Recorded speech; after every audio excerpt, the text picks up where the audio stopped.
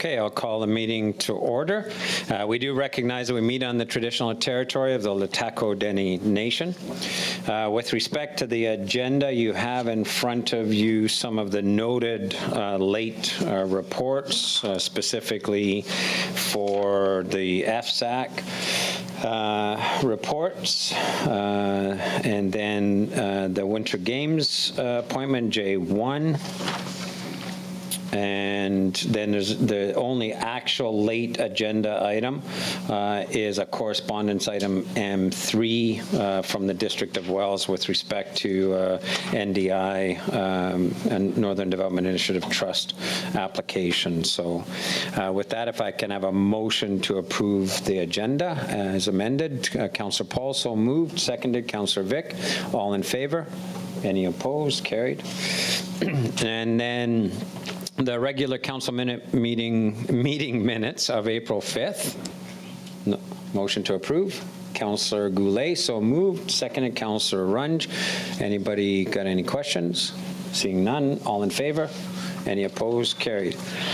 Okay, now we are, you'll note it's quite a significant backdating, but we're correcting an error that gives us some grief in a policy. And so if council has any questions, we can deal with that. But can I get the motion to amend the minutes? Councillor Elliott, so moved. Councillor Runge. Any questions about this amendment? We're actually just going and we're changing the transcript to what actually occurred. Okay, so all those in favor? Any opposed? Carried. Great. So we have Corey on the line for our delegation. Corey, just a bit of a heads up. We have a special presentation or announcement that we're going to make tonight, and I was hoping that the two individuals would be here early and we would do it right away.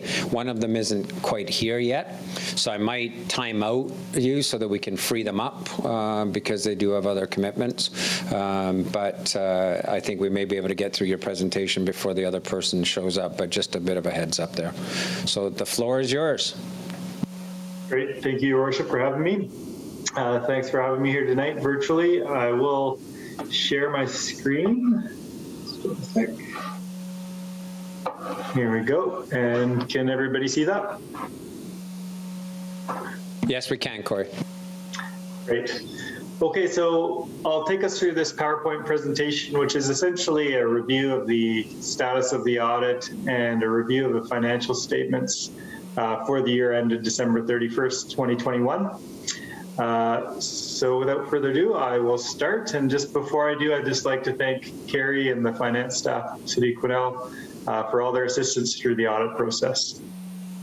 So taking us through the agenda. So we'll talk about the auditor's report, do a review of the consolidated financial statements, talk about the surplus and reserves, and then I'm going to leave the questions till the end, and we can talk about them at that point.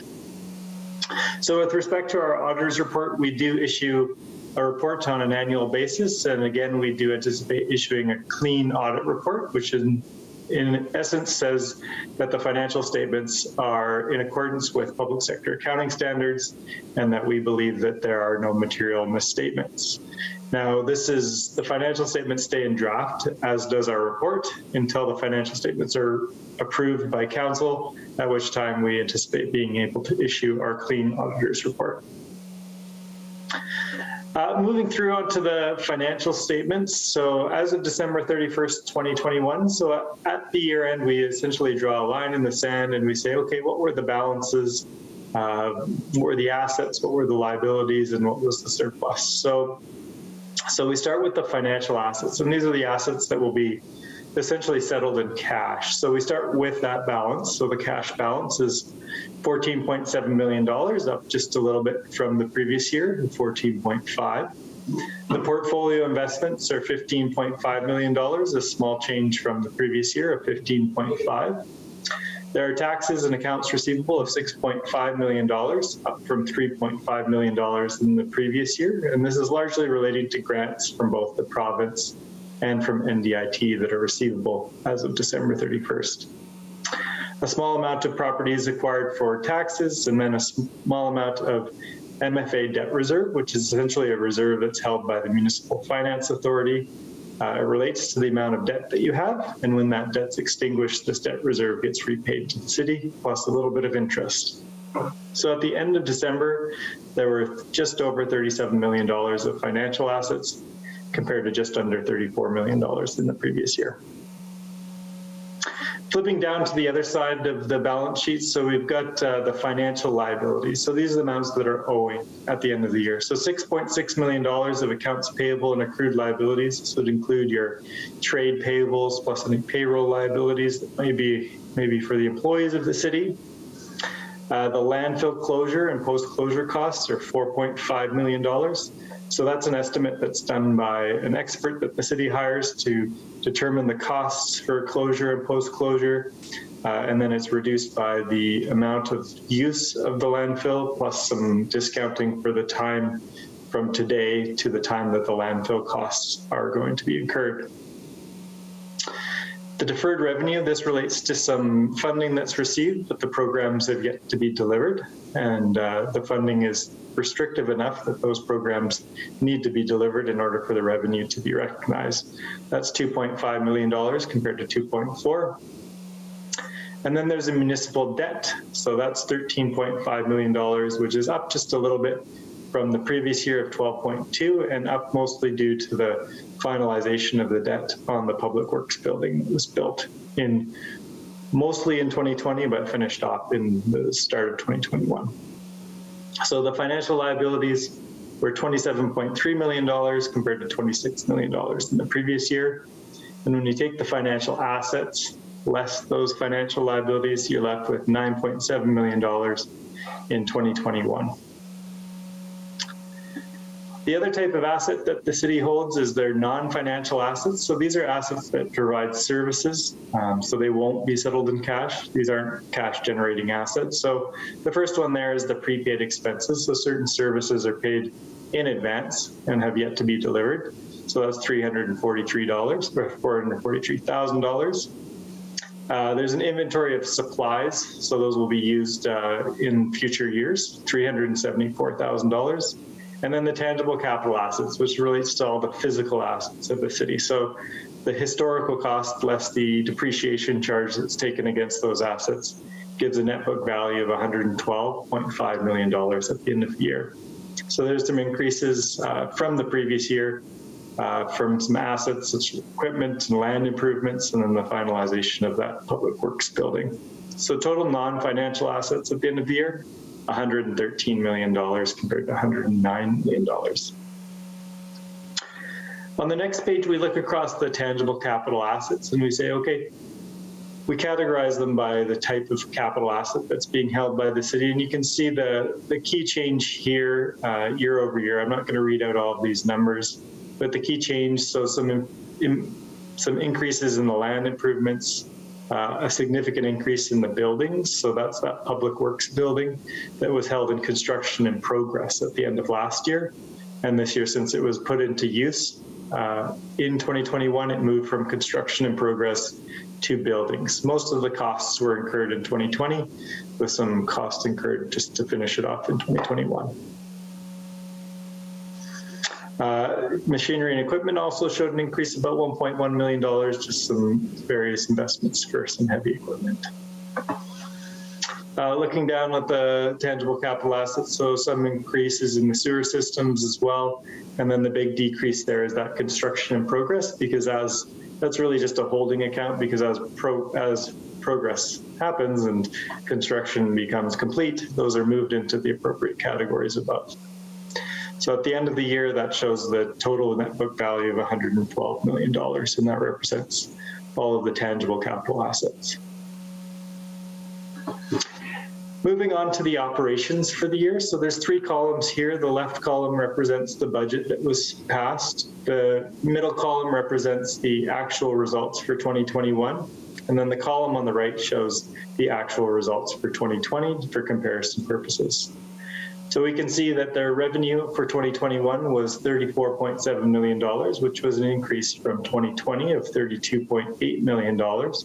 but shy of the budget of $38 million. And this really relates to a few grants that were anticipated to be recognized into revenue, but those projects were deferred into 2022, so the grants were still available, and we'll see that revenue in future years. The expenses were less than budget, so $28.4 million compared to a budget of $28.7 million, but higher than last year, where the expenses for the city were $27.3 million, and this year was 28.4. A small gain on some of the tangible capital assets that would have been sold in the year, $178,000, giving a total surplus for the year of $6.4 million. Looking forward onto the next few slides, we've just got some pictures representing kind of the major sources of revenue. So when we look at the revenues by category, we can see net taxation is that first blue line at the bottom, which represents almost $20 million of the revenue. That purple line represents sale of services. So you can see that that line was a little bit smaller in 2020 than 2019, and that would have been related to COVID, with some recovery in 2021. Government grants is that dark blue line, so quite a few government grants received in the current year. Services provided to other governments has stayed consistent with, as with other, and the utility user fees has increased a little bit. That's the green bar at the top. When we look at the expenses by function, so these are the functions that the expenses represent, you can see across the distribution over the past few years, it's been fairly consistent. One item that could be noted was the operations line was a little bit higher, and that just related to a change in the capitalization policy, where capital additions under $50,000 were brought in as expenses instead of capitalized in previous years, and that represents the change there. When we look by object, so the object, this is the type of expense, not the function that the expense is providing. So we can see the largest item there is that purple bar representing salary, wages, and benefits, followed by goods and services, the light blue bar. And then you've got the contractors and subcontractors and RCMP contracts. The dark blue bar kind of further along, that represents the amortization charge against the capital assets. So that's the capital assets depreciating over their useful lives and charging against operations. It's important to kind of think about how the net financial assets change. So on an annual basis, the surplus is required to fund changes in non-financial assets. So essentially, you can see in the past few years that the financial assets have stayed fairly consistent, even though there have been surpluses that have been generated. We look at this new statement of remeasurement gains and losses. This statement is intended to essentially take the volatility of any fair value adjustments on the investments that the city holds. So the portfolio had an unrealized loss in the current year. So that's been recognized onto this statement. And it just tracks it. And then once those investments are sold and the gains or losses are moved from unrealized to realized, then they're brought onto the statement of operations. When we do look at the accumulated surplus, so that $123 million at the end of the year, it is broken down into various funds. So the operations fund has about $4.7 million, so just about a $200,000 increase over the previous year. $460,000 is being held in those unrealized losses. The statutory reserves have increased from 16.4 to $19.7 million, and then the equity and tangible capital assets, representing the tangible capital assets less the debt on those assets, has increased to just under $99 million. When we do look at the reserves, so the capital reinvestment was the reserve account that saw the biggest increase of $1.7 million. General capital was the only reserve that did decrease by about $140,000, and then across the other reserves there were small increases. So the total statutory reserves at the end of the year were $19.7 million.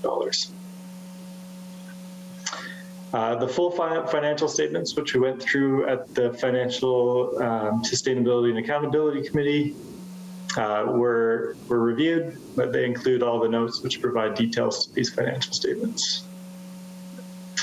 And at this point, I'm happy to open up the floor for any questions there may be.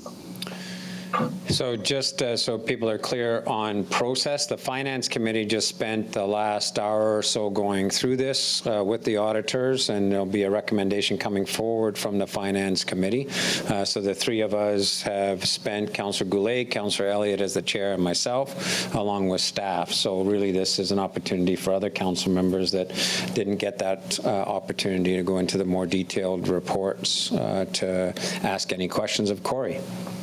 Are there any? Councillor Paul. Yeah, thank you for the report. Well laid out and easy to understand.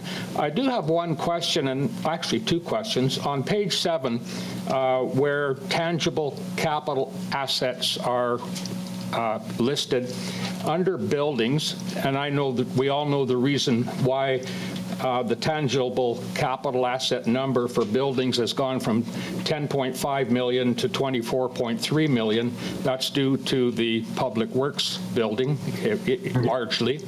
I'm just wondering if it's a standard or an acceptable accounting practice to include in the notes the reason for such, that's an example like where it's more than double.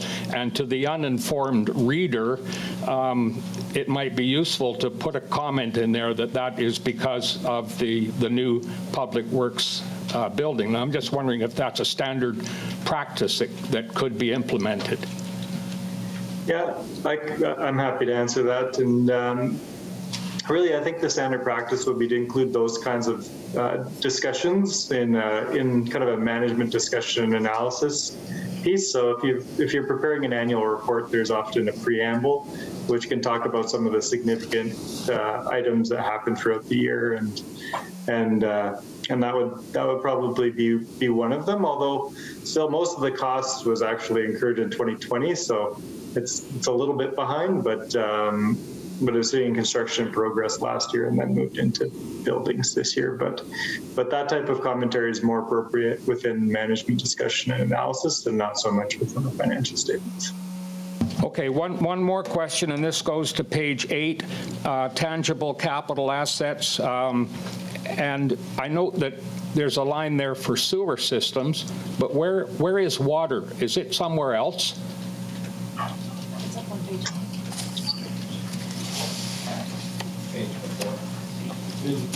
I'm sorry. Just give me 1 second. Thank you. I got it. I was just looking at the wrong page. Thank you. Okay. Sorry, I was just pulling the report back up. That's great. Yeah, it's just a split table. That's all it is. Okay. Any other questions or comments from council members? Okay, Corey, as usual, thank you for your work, and as you've indicated, thanks to staff. I know the time of year of putting all of this together is a little stressful downstairs, but the report's a good one, and we'll take it from here. So any closing comments from you? Nope. Thanks a lot for having me. Thank you, Corey. Bye-bye. Okay, and council will deal with the outcome of this by way of the Finance Committee report coming up on the agenda. So moving on to our regular agenda then, to the Public Safety and Policing Committee summary report. So we did have a good substantive meeting. Again, a split between our public-facing discussions and our in-camera when we deal with some of the more sensitive issues. So the first item we discussed had to do with the first responder calls from our fire department as a result of an increase, both an increase in ambulance calls and a restructuring of the staffing of the ambulance. And because we now have more permanent ambulance staff, it means that the second ambulance to call out isn't well staffed. And so we've had situations where we've had non-response from the ambulance service service and our fire department has to be there for quite some time. Or situations where our ambulance is showing up, but it's the second ambulance showing up with one individual, and so some of our firefighters who can and are qualified to drive end up driving the ambulance while the paramedic deals with the patient.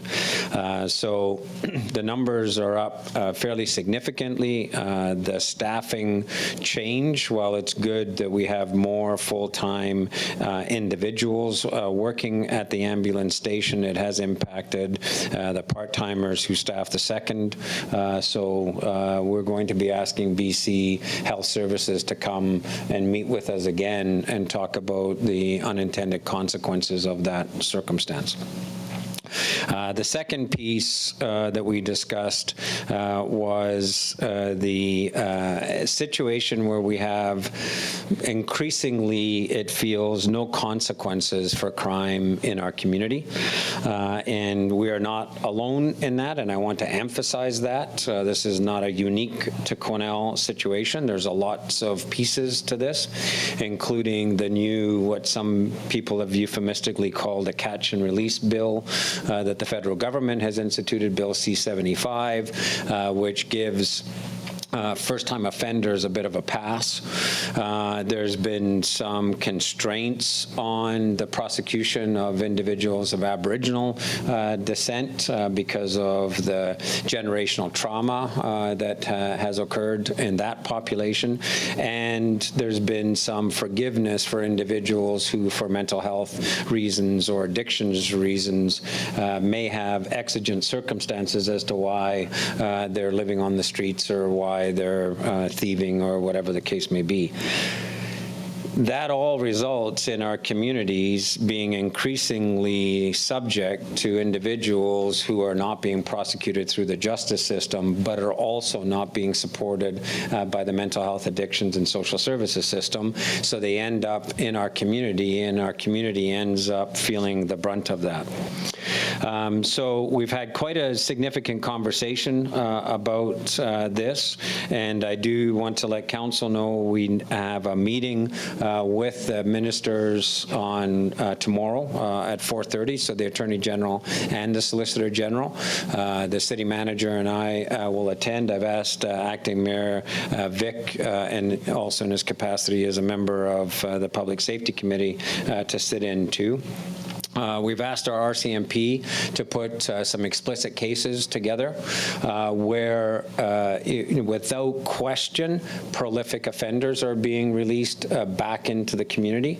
Some of these situations are pretty egregious, where we've had individuals who have an ankle bracelet on them, who are have 13 charges pending, who are not supposed to be involved in drugs or firearms, who set up shop right in our downtown core and begin to traffic in drugs and have a loaded shotgun at the ready while the RCMP kicked the door in.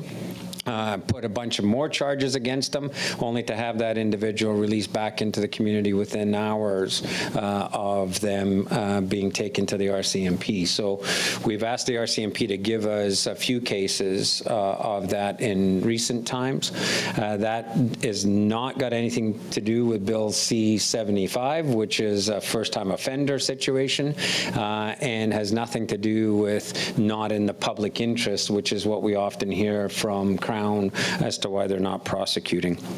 We also have the data on the charges that are not proceeded with, and the charges recommended by the RCMP that are not proceeding are escalating very significantly, from about 3% that did not proceed, I believe that was 3 years ago, to 27% that did not proceed last year, to this year we're already at 14% that are not proceeding by Crown.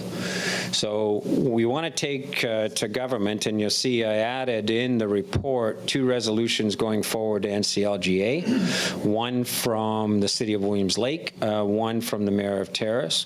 I've been in a number of phone calls with mayors, including Mayor Lynn Hall, who's involved with the 13 mayors of the non-Lower Mainland larger communities. So this is a public issue. It is a provincial issue. It's not just a Quesnel issue. But what we want to take forward, again, as we often do with government, is some suggestions where we think the government needs to focus on. And so we're taking 3 suggestions forward to the ministers on Wednesday. The first is they need to address the prolific offenders issue. There is no excuse for prolific offenders to be released back onto our streets. And that small portion of that population is causing a lot of grief for the political capital we need to continue to do the work on the social services side, to continue to do the work on the housing side. So by not prosecuting prolific offenders, they're undermining a lot of the work we're trying to do to get in on the other end of this spectrum. So they really need to get a strategy that when Crown sees, and prolific offender is a legal designation of an individual. They're named in the justice system as prolific offenders.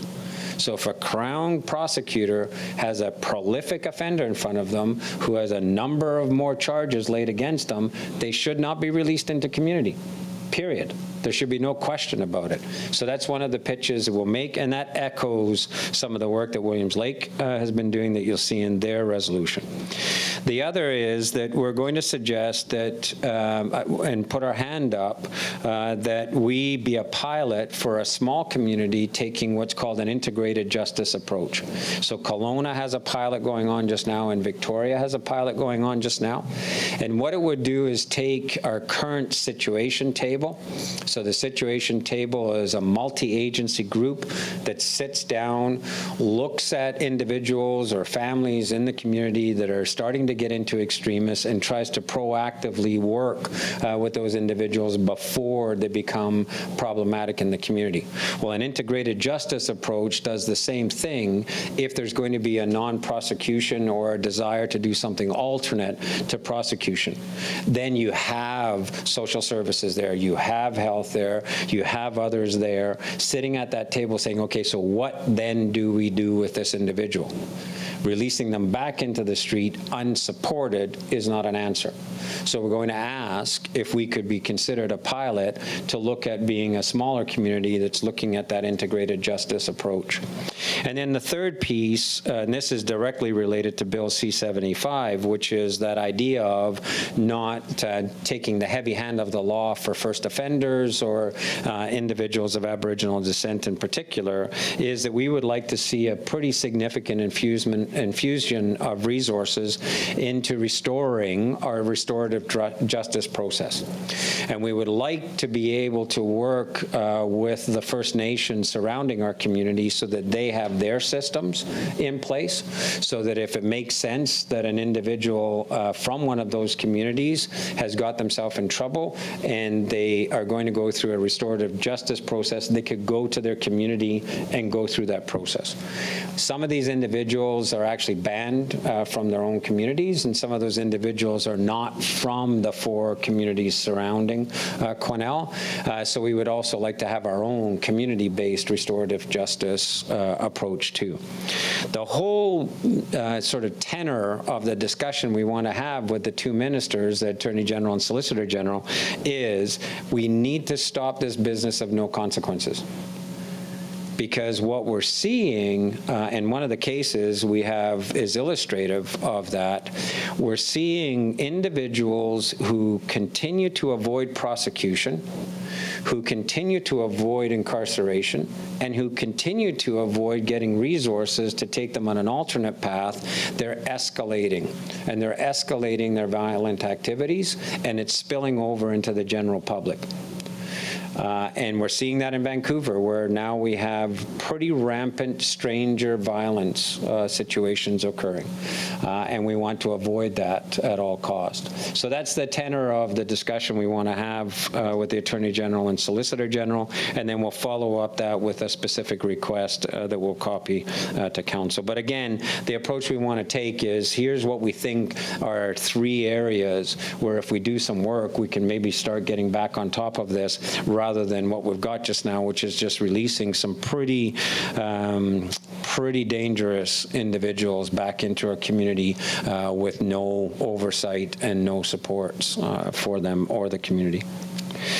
And then the other discussion we had is we continue to work, and staff are continuing to work on the public social media initiatives to communicate about the relative crime rates in our community, because we've gotten some feedback from some employers that the fact that the search engine still spits those high crime numbers up is causing us some problems in recruiting some individuals to the community. So there are some ways that we can do some manipulation in Google and do some manipulation in some of the other search engines so that we can actually get our counter message of, yeah, but that may be the stats, but this is what's really going on. So we've got that counterpoint. And then we want to put something on our website that employers can actually point to as part of our workforce attraction strategy, where they can point individuals to tell a better story about what the crime rates mean. Director Bolton was actually able to reach out to somebody in Statistics Canada and ask them, and we finally got them to do the number crunch for taking our population numbers up to the aggregate of the catchment area, which has always been our claim, that the reason that we sit as number 3 out of the 237 is because it's against our 10,000 population base, not our 23,000 catchment area. So you'll see we would drop out of the top 10 at least down to 18, if nothing else. The other issue in there is how they quantify, for example, if you get a murder in your community, it's quantified against a certain percentage of your population. So if you have a small population, that murder actually causes you to go very high in the statistics, whereas if that murder occurred in, say, a Surrey that's got a very large population. So there's still a strangeness in how they do the relative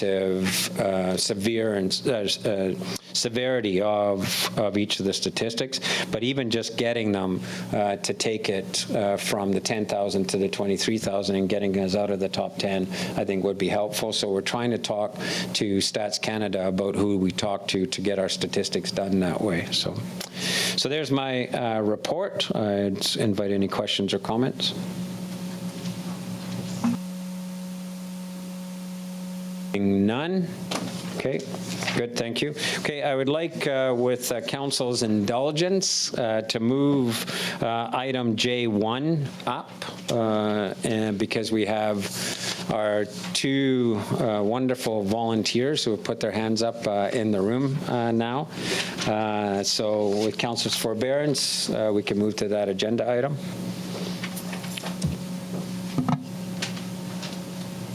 Oh. Oh, I see. She just turned.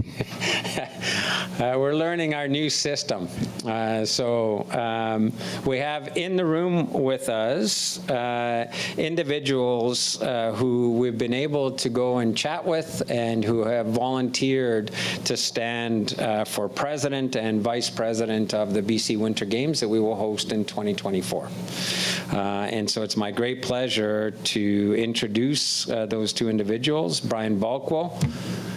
Brian retired in 2021 from West Fraser Mills as Vice President of Canadian Wood Products. He's now ready to apply his work and personal life experiences to rewarding volunteer opportunities. He's the treasurer on the board of the directors for the Caribou Ski Touring Club and a high school badminton team coach, and we've actually grabbed him from coaching tonight to be here with us. In the past, Brian was a hockey coach, director of the Sundre Fire Department Advisory Committee, president and director of the Houston Chamber of Commerce, and served on the West Fraser executive team.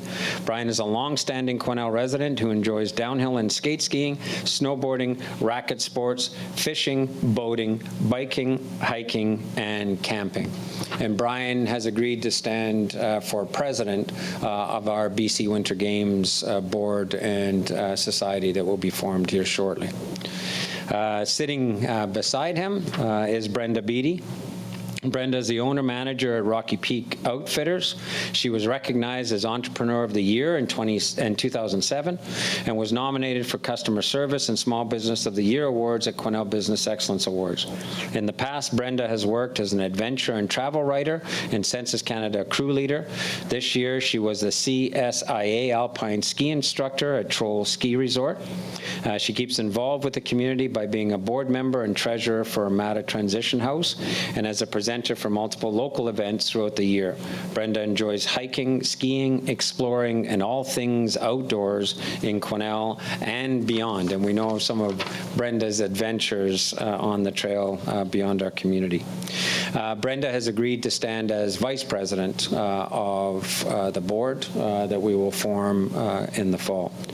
So the process, and I want to thank you on behalf of council and the community for standing for those positions. I think you will make an excellent team, and it gives us great comfort that people of your abilities are standing for these positions. For council's edification and for the public, the process now is that upon the designation of Brian and Brenda as president and vice president, the LHTAKO DENE Nation will have a meeting next Wednesday's their council meeting. So they will do a ratification motion as well because we're co-hosting. We've chatted with them about the nominations and the candidates, and there's no issues there. It's just a matter of them having their meeting to do that. Brenda and Brian will then join our nominating committee, and the work that we will be doing between now and the fall around November will be finding the 14 directors that make up the board of the games. And so it's very important that we have the president and vice president as part of that process as we do some shoulder tapping, have some discussions with folks, and find the people that will fill the 14 positions. In that process, the Not-for-Profit Society will form, and then once the board is duly constituted, it becomes an independent organization and runs independently of council and LHTAKO. We're just the host communities. So thank you both very much. And I would ask council to make the motion to appoint Brian Balkwell as president and Brenda Beattie as vice president of the BC Winter Games Board, pending ratification by our co-host, LHTAKO DENE Nation. Councillor Paul so moved. Councillor Elliott second. Any further questions or comments? All those in favor? Any opposed? Carried. And I did, as I promised, inform the press that if they do get in touch with you, not to ask you any technical questions at this point, but just more along the lines of why would you do this to yourself, and what your hopes are for the community and hosting the game. So thank you both very much.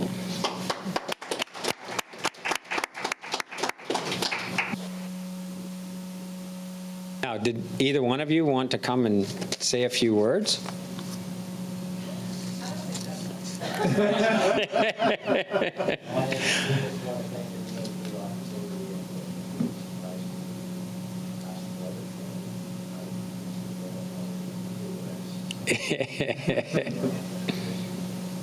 Great.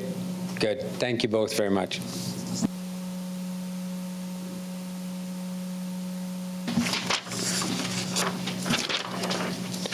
So next up, the Financial Sustainability and Audit Committee. Thank you, Mr. Mayor. This is to bring us up to date on our last meeting that we had on April 12th. Some of the topics that we discussed were the municipal and the CRD tax rates and the report that's coming forward. The committee reviewed the property tax rates for 2022, and it's very important to note that only 45% of the residential property tax invoice is municipal taxes. This year, we'll see increases in taxes for other taxing authorities, such as the Caribou Chilcotin Regional Hospital District and school taxes. And we'll be, Director Bolton will be talking about this later. The draft 5-year financial plan, the committee reviewed the 5-year financial plan schedules, and this will also be addressed later in the agenda. The finance update, the finance department is getting ready for property tax season, which is always very busy. The budget monitoring policy we talked about at the very beginning of the agenda. Landfill berm methane discussion. Staff updated the committee on some work that will be needed this year to deal with increased methane numbers at the landfill. This work will be able to be completed within the budget for the total landfill berm project. Staff is going to bring a report to a future council meeting. And the COVID funds update, the committee reviewed the current status of COVID funds. The committee felt that some funds would no longer be required. $15,000 for Wi-Fi consulting and the remaining $36,319 for strategic communications are those. The committee discussed possible uses of the remaining funds, including seed funding for a community band and funding the first phase of the riverfront signage project with LHTAKO. And our next meeting is mentioned as May 3rd, but we're in discussion of when that's going to actually take place. So thank you, Mr. Mayor. Just a quick couple of additions, because they just beg a little bit of explanation. The part of the discussion around the community band is just an idea. We haven't done any work in the performing arts domain, and yet the arts community was one of the hardest hit.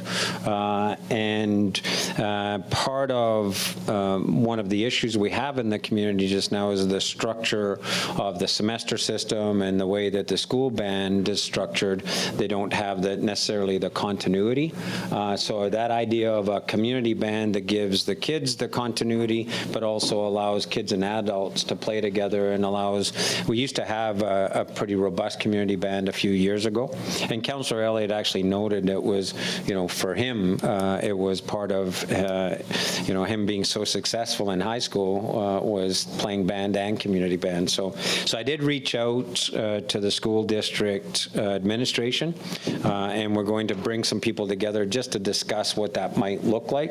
And the thought is that some of the COVID money would just go to seed funds to help get this up and running. It wouldn't be something that we would be associated with over a longer time. It would just be if the need is there and if it makes sense, then it's a way for us to support the performing arts in our community.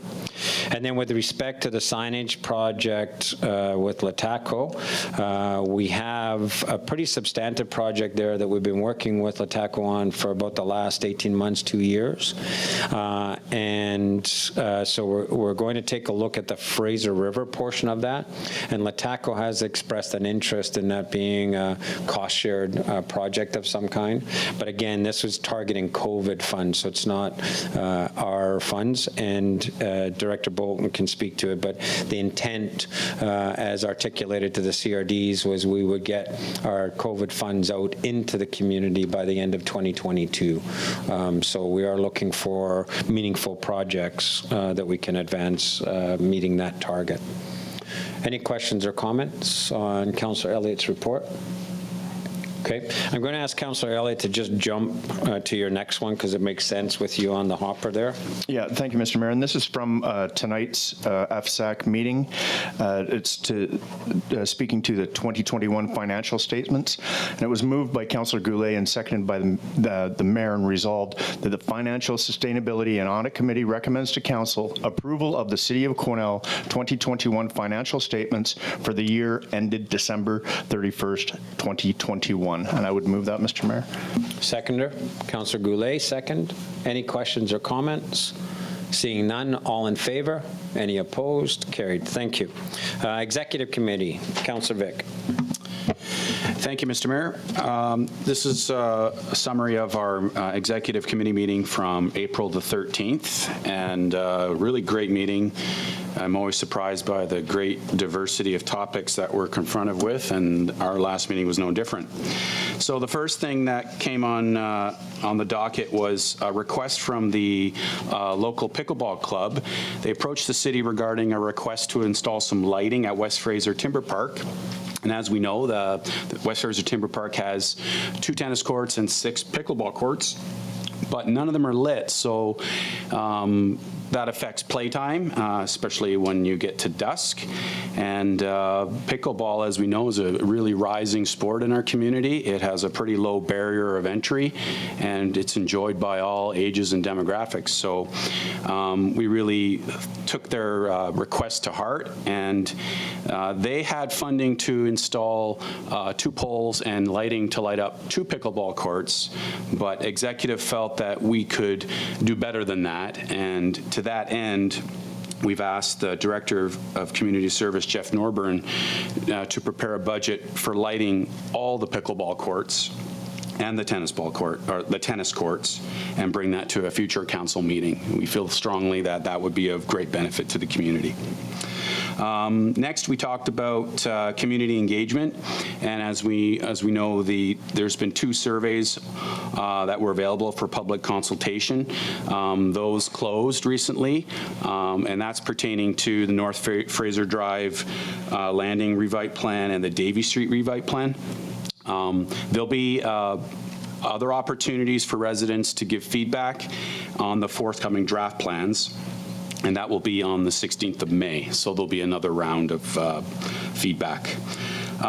Next, we took on, we were presented with a naming request from a community member. And further to that, staff will also be reaching out to the proponent to discuss naming opportunities beyond streets, parks, and facilities, and perhaps a naming recognition more in line with the community member discussed and how they've contributed to the community. So staff will be reaching out to this proponent. Regarding the naming community or the naming policy itself, council reaffirmed the policy not long ago, just in 2019, which followed an update from 2017.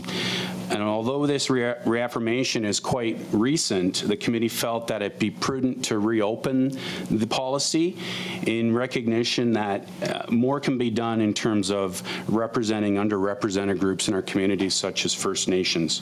So we can expect to see that policy brought forward again for consideration. And lastly, we talked about First Nations projects, and we heard from the Mayor and Manager Reid regarding various projects in development at the city. 2 of our key projects include the residential school commemorative site and the Indigenous interpretive plan, which pertains mainly to the Riverfront Trail and the waterfront.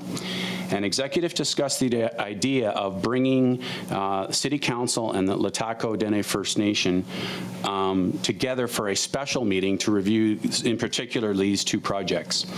And the details of this meeting are now being worked out. I believe we've seen a couple dates being proposed, and we can look forward to that scheduled meeting in the very near future. Great. Questions or comments for Councillor Vic? Seeing none, thank you, Councillor Vic. We'll move on then to the staff reports. Director Bolton on the 5-year financial plan. Thank you. So the purpose of this report is to seek the first 3 readings of the City of Quesnel 5-year financial plan bylaw 2022 to 2026 and the City of Quesnel tax rate bylaw. The Financial Sustainability and Audit Committee has reviewed and recommends both bylaws. So the financial plan has been built up based on Council's strategic initiatives and feedback from the public, and the operating budget and 5-year capital plan that were already approved by Council at previous Council meetings. This year continues the snow levy, but it's slightly less because we had a surplus last year. This is the final year of reducing the light industry tax rate to be the same as the business tax rate, so they are now equal for municipal taxes. The 5-year financial plan includes allocations from surplus, the approved uses of the COVID grant, and capital carry forwards. So for the average resident in Quesnel, valued at $295,036, they will see an increase of $95.32 in the municipal tax portion of their property tax invoice, or $32.31 per 100,000. A commercial business will see an increase of $151.72 per 100,000 of assessments. So like Councillor Elliott pointed out before, municipal taxes account for only 45% of the property tax invoice.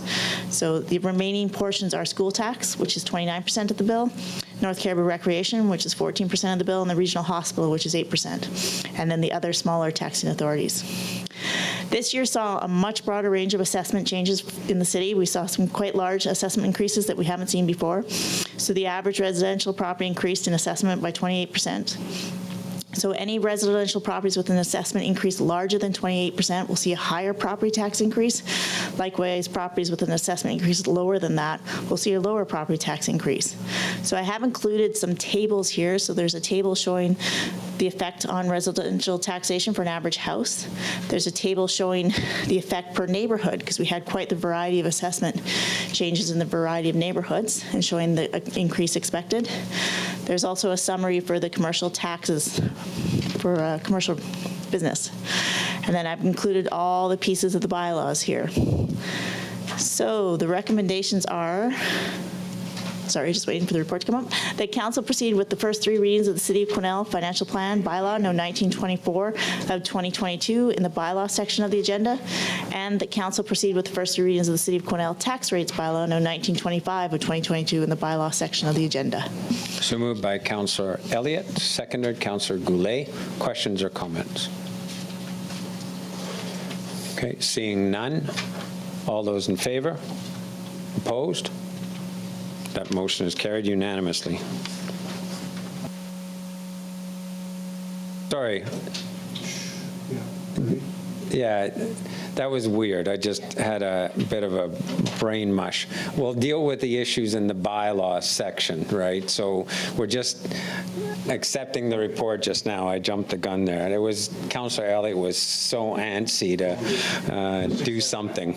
Okay, so we'll deal with the bylaw and the bylaw reading section. Okay, next, summary of the information sessions on Doherty Drive development proposal, Dr. Turner. Thank you, Mayor.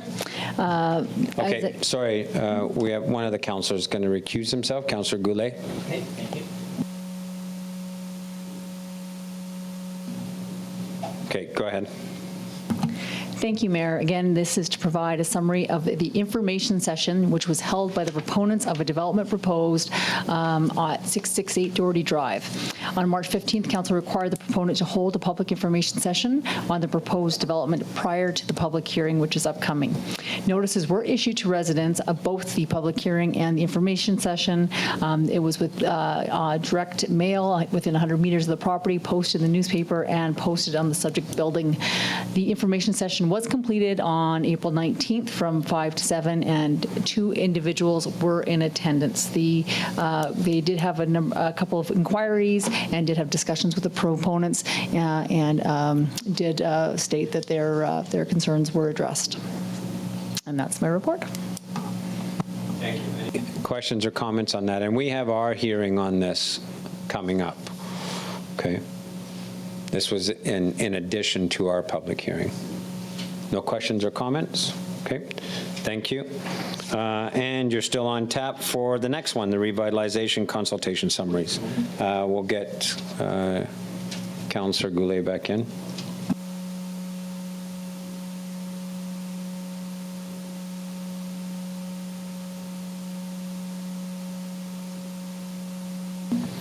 Councillor Rudenberg, there's munchies in the Fraser room for you after the meeting, just saying. You're way too kind. Okay, we're all back together. Go ahead, Director Turner. Thank you, Mayor. This is a project update with regards to the revitalization projects currently taking place regarding Davie Street and North Fraser Drive Landing. These are two projects that are being led by L&M Engineering. They did some initial consultation, and this is really just to advise council that consultation was completed and make sure council and the community is aware that the consultation reports are online, and as well as the project updates as to how they can continue to get involved in these projects. We have posted the links to those revitalization plan areas on our website, which again has the consultation summaries on there, as well as what's to look forward to next and how you can comment on the projects. And this is just for information. Any questions or comments on this information item? And as indicated, we'll be seeing some proposals come forward. I guess the one note that I take away from the North Fraser Drive one was all the commentary around, never build in a flood zone. How will that be taken into consideration as they do the planning for that? Because that's a planning issue for us. It's not a no-go, but some of the commentary around it was pretty strong, like just don't build. So can we do some communications around that, or how will that be handled? Thank you, Mayor. Yeah, we'll be doing some communications on that. The idea is how you revitalize this area that is already a built area with respect to moving forward. There is a lot of different theories on whether you should build in floodplains at all, period, ever.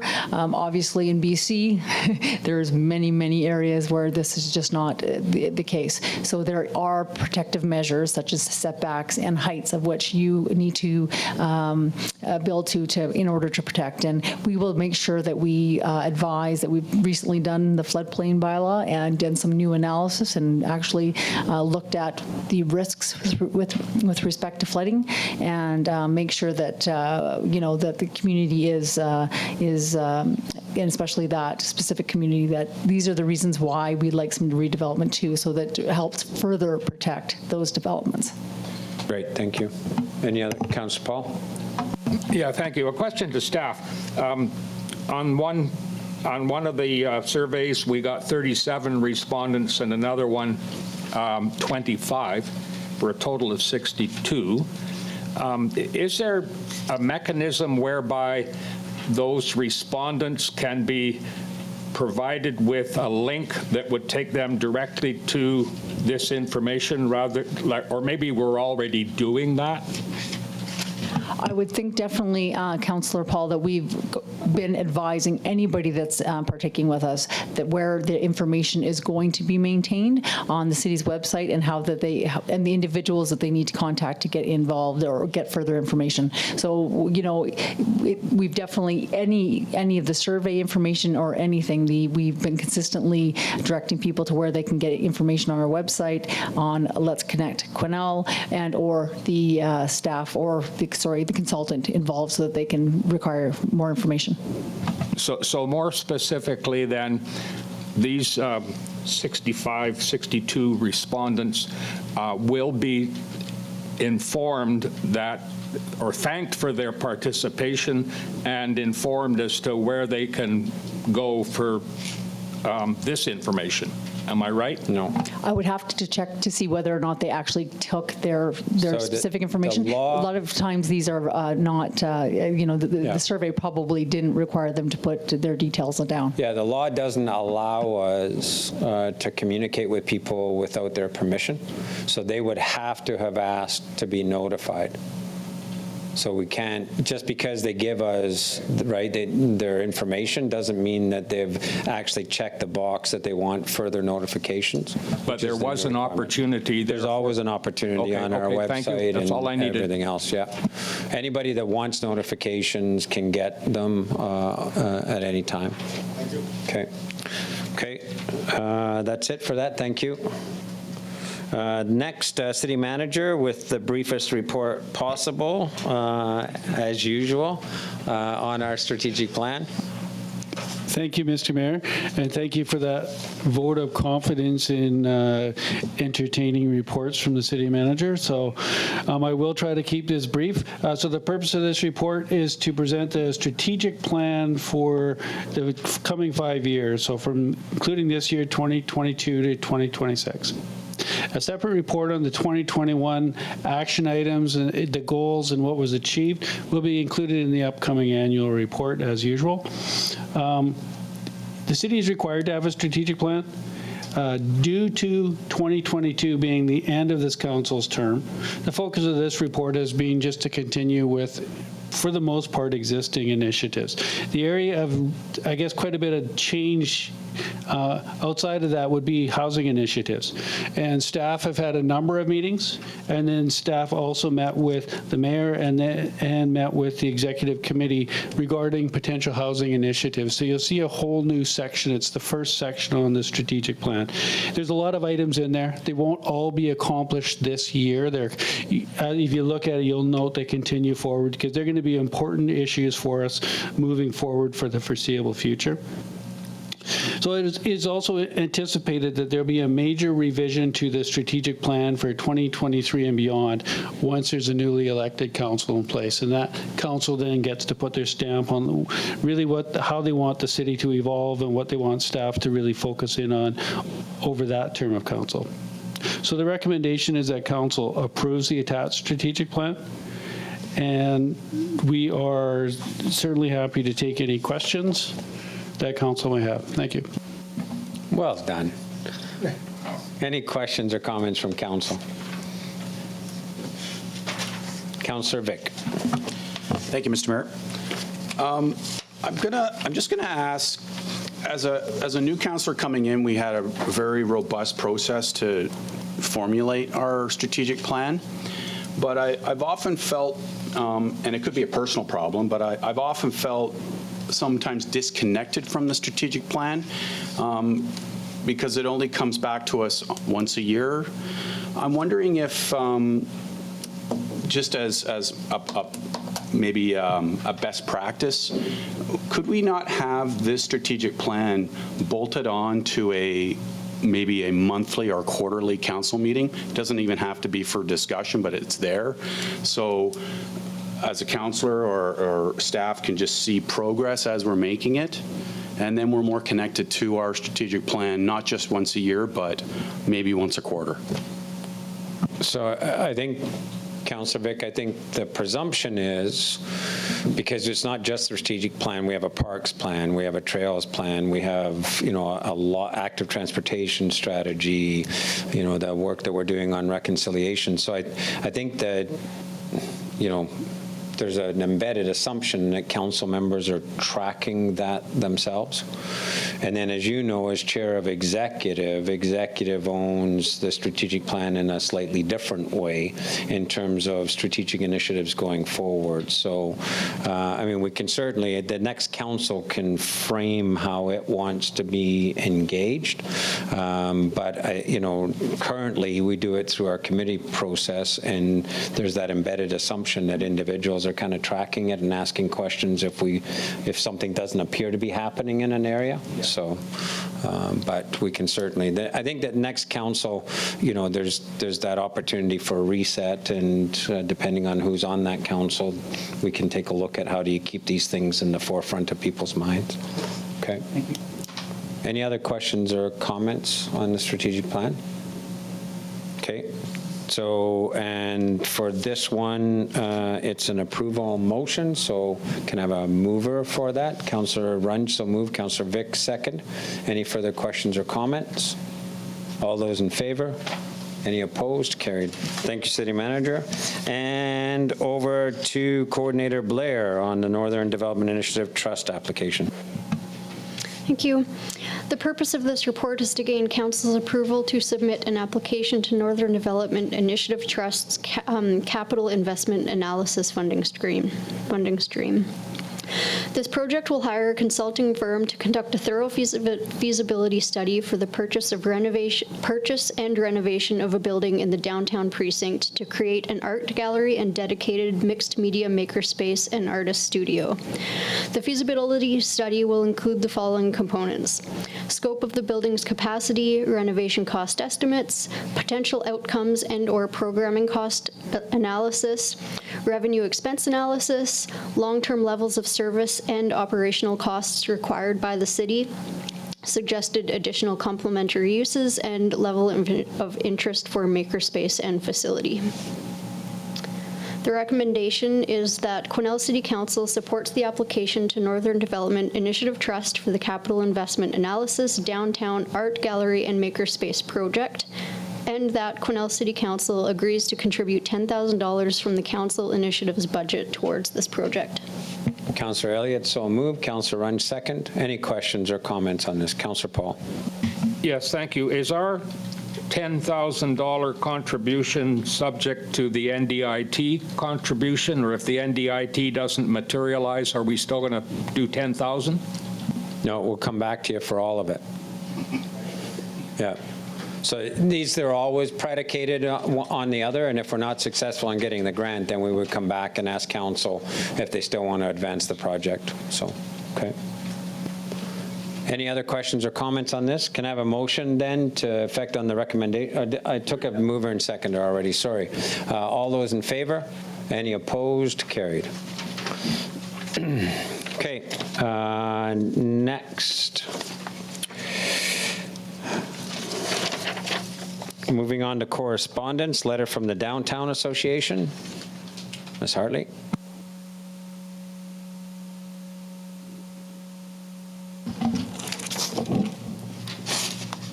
We have a letter dated April 12, 2022 from the Quesnel Downtown Association. The Downtown Association is excited to be hosting this year's Gold Dust Mall, coinciding with Billy Barker Days Festival from July 14th to 17th. We would like to request the closure of Reed Street from Carson to Saint Laurent Avenue, leaving access to the highway open on Barlow Avenue. We request that Reed Street be closed at 6 p.m. on Wednesday, July 14th, and remain closed until 6 p.m. on Sunday, July 17th. Councillor Runge moves to enable that. Seconder? Nobody's seconding? Nobody believes it's going to happen? Let's see what's going to happen. Councillor Elliott actually put his hand up there, so seconder, and let's hope, and there's still lots of time between now and then, but let's hope that we do proceed this year. So with that, we have a mover and seconder. All in favor? Any opposed? Carried. Okay, the next correspondence item.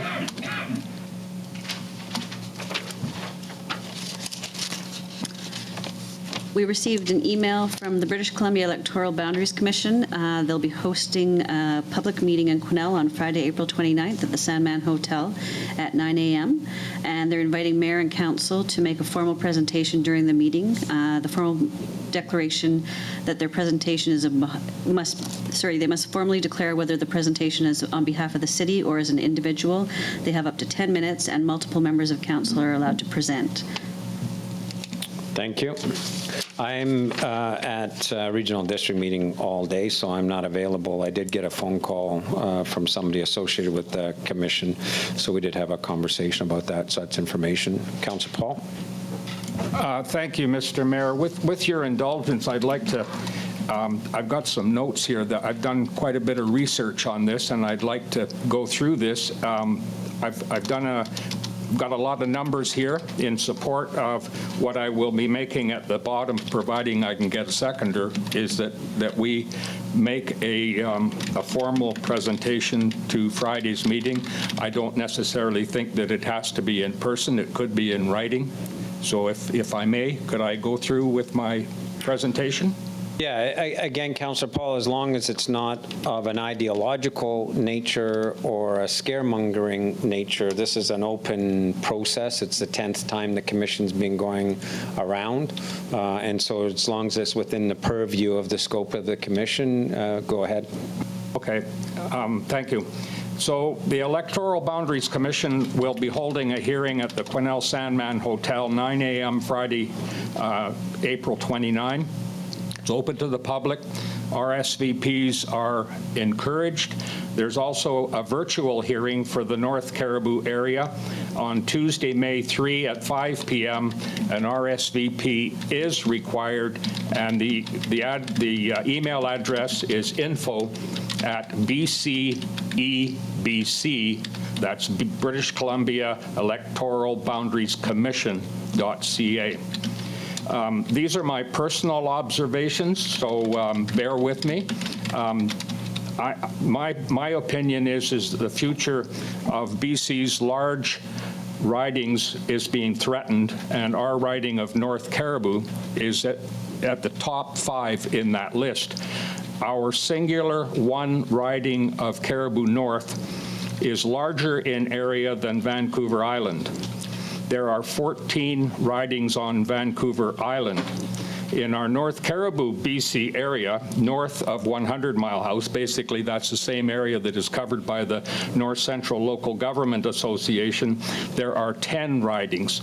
In the Fraser Valley Lower Mainland area, there are 49 ridings.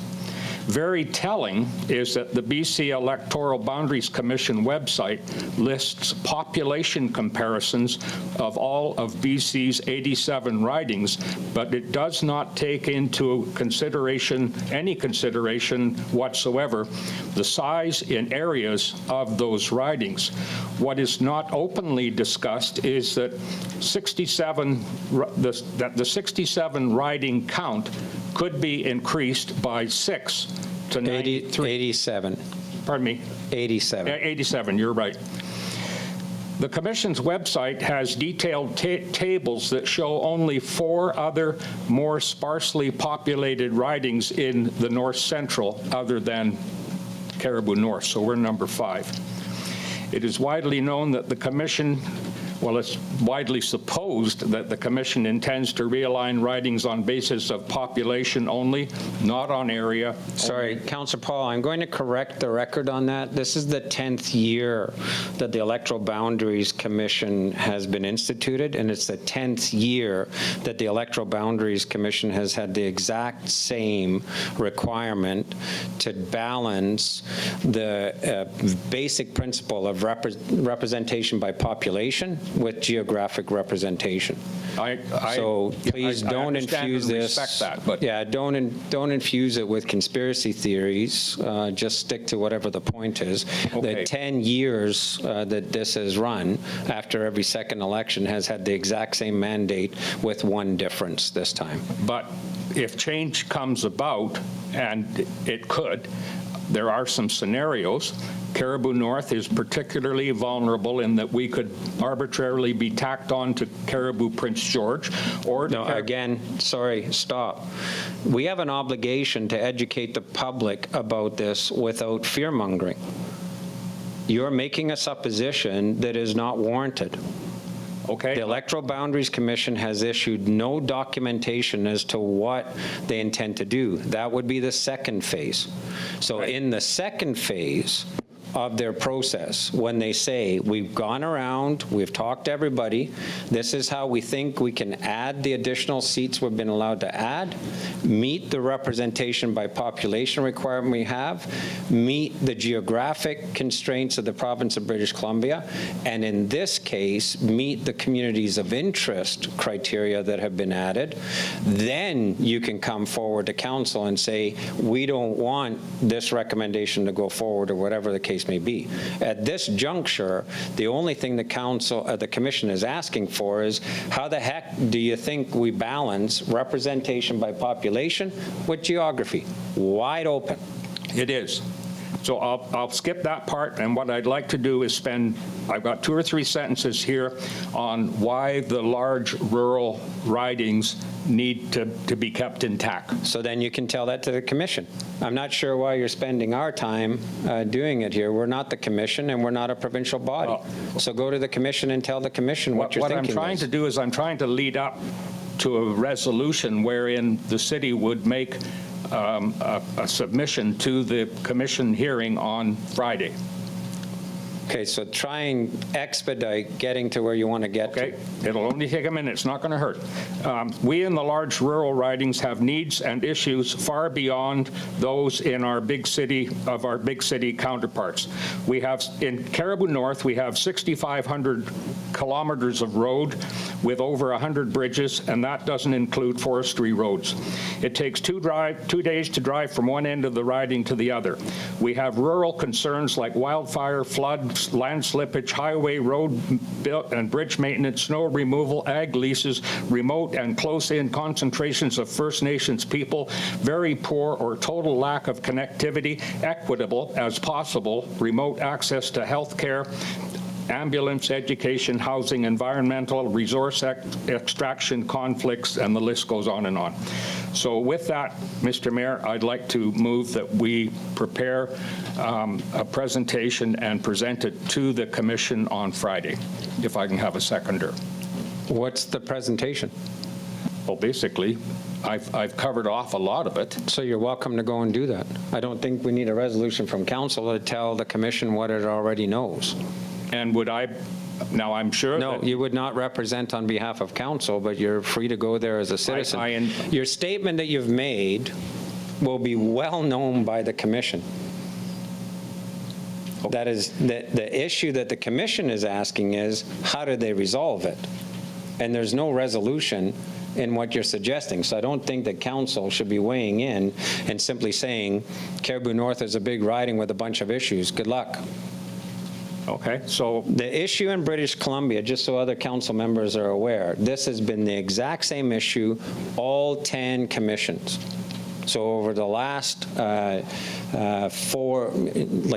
every second election. So what happened is Grace McCarthy and the end days of the social credit gerrymandered her riding, grabbed a finger and added it onto her riding so that she could guarantee herself the next election. It's called Gracie's finger. I know. And as a consequence, when the social credit lost that election, the next government in then created the Electoral Boundaries Commission. It's an independent body. There's a justice there. There's the chief electoral officer, and there's an independent individual who go around and they ask the fundamental question of, given the time and circumstances we've got in British Columbia today, how do we balance representation by population with the geographic conundrum you have in British Columbia? How do you take a riding, everybody talks about the latte drinking MLA that can walk their riding and their latte is still hot down in the Lower Mainland, versus the poor guy or girl who's got to represent Caribou North, whose latte is going to be cold when they get on the road to Kersley. But the problem is the individual in that urban riding may have 120,000 people they represent, versus the person who's in the rural riding only has 40,000. So when they stand in the legislature, those 120,000 individuals have their vote watered down, because the individual who's the rural representative represents 1/3. So that's why the commission goes out. And Councillor Paul, the commission already knows what you're saying. That's why they exist. So if you have a solution that you're suggesting to them, because Caribou North was Caribou Chilcotin, it was a very large riding, and then a dual member riding, and then a separate riding. It's had different boundaries since I've been involved in politics every year. None of that circumstance has changed. So, I think the commission, the next go around, when the commission makes its recommendations, preliminary recommendations, I think that's when council needs to take a look at what's their thinking, how are they going to resolve this conundrum, and if we think the constituents in this area are going to be mal-served by that, then I think, yes, as a council, we ought to weigh in at this point. But at this juncture, they already know what you're saying to them. I don't see what the point is. So unless other council members have an alternate point of view. Thank you. I will be back. Well, let's see what they have to say first. Okay. All right. Seeing nothing else on that, then let's go to the additional correspondence item from the District of Wells. So this is something that was initiated by me. I asked for a meeting with Barkerville Gold, Osisco Developments, with Wells and the regional district to try and resolve where we're at with the power line for the mill, for the mine. Because there's still quite a bit of discussion about whether what they call the northern line is the right line, or whether we should still be looking at the right-of-way down the highway. There's still questions about the end of project, where that power line that it does get pulled has to be rolled back up again. And every time people have gone to talk to BC Hydro or to the ministers involved, they've been discounted because basically the facts have been disputed. So my suggestion when we had the meeting was, why don't we get a fact set together? Why don't we actually document the circumstances that suggest that that power line should be pulled by BC Hydro, not by the developer, not by Osisco, because of the brownouts and the intermittent power in Wells, because you can't add the additional residences that they want to add at Troll, and you've got these diesel generators at Troll, you've got diesel at Wingdam, etc. So that's what this is. The city of, or the District of Wells is going to be the lead. We're asking the Northern Development Initiative Trust to give a special circumstances grant of $20,000 to get a consultant to actually document the situation about that power line, take a look at the northern route, take a look at the road right away, and then document all of the power issues that already exist independent of the mine. So we have a fact set to then go and challenge BC Hydro and the minister, as opposed to we have one story, they have another story, right? So that's what this is, and it's just a request from council to add a letter of support to the Northern Development Trust Board, that the board consider this as a special circumstance and fund this project. Okay, Councillor Paul, so moved. Seconded, Councillor Runge. Any further questions or comments? All those in favor? Any opposed? Carried. Thank you. Okay, with respect to bylaws, City of Quesnel 5-year financial plan, first, second, and third reading. Yeah, now, yes, now, Councillor, you can be excited about this. Go ahead. Councillor Elliott, so moved. Councillor Goulet, second. Any further questions or comments? Seeing none, all those in... Mr. Mayor? Yeah, go ahead. I think that we should, well, I want to anyway, just thank Director Bolton and her whole team, because this is a massive project every single year. So thank you very much for all your hard work. Great, thank you. So on the motion, all in favor? Any opposed? Carried. And then the tax rate bylaw of the same, first, second, and third readings. Councillor Elliott, so moved. Councillor somebody? Okay, Councillor Goulet, second. All in favor? Any opposed? Councillor Paul opposed? Okay. Could I have that recorded, please? That motion has passed. Okay, no changes to upcoming meetings, although to Councillor Vick's point earlier, you'll have a calendar note for May 31st.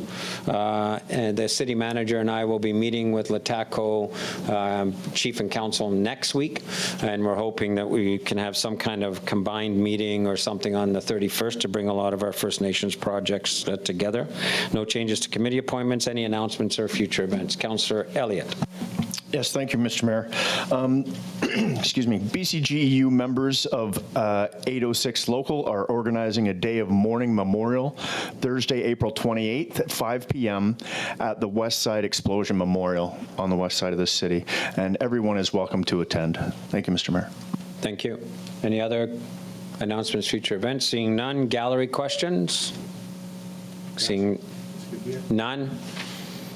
Okay, motion to adjourn the open, and we'll take a 5-minute recess and reconvene. Okay, so are we recessing or are we going to adjourn? What's better for your notes? Move it. Okay, all right, can I have a motion to move into special closed then? Councillor Runge, so move. Councillor Paul, second. All in favor? Any opposed? Carried, and we'll just take a 5-minute recess.